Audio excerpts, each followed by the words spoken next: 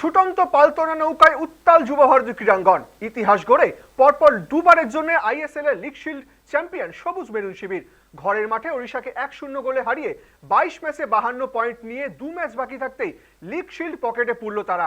94 মিনিটে ম্যাচের একমাত্র গোলটি করেন মোহনবাগানের প্রাণভোমরা দিমিত্রি পেত্রাতস। মুর্তাদা ফল রেড কার্ড দেখায় ম্যাচের বেশ খানিকটা সময় 10 জনে খেলে ওড়িশা। তবে জেমি মনভিরা যেভাবে গোলের সুযোগ মিস করলেন সেটা না হলে ওড়িশাকে গোলের মালা পরাতে পারত এদিনকার মোহনবাগান। এদিনে ম্যাচ দেখার জন্য যুব ভারতী ক্রীড়াঙ্গনে একেবারে কানায় কানায় ভর্তি ছিল মোহনবাগান সমর্থকরা। দলের জয় দেখতে মাঠমুখী হয়েছিলেন মেরিনার্সরা। তাদের হতাশ করলেন না মলিনা ব্রিগেড।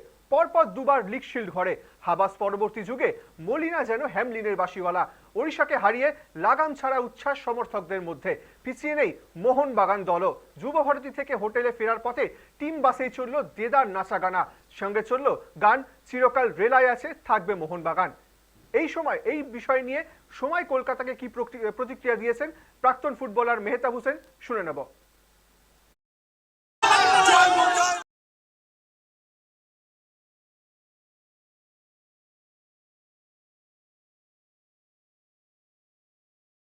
11টা ম্যাচ টানা জিতেছে এবং 2 ম্যাচ বাকি থাকতে চ্যাম্পিয়ন হয়েছে। এটা অবশ্যই একটা বড় নজির। আর আমি টিম কোচকে মলিনাকে আমি অবশ্যই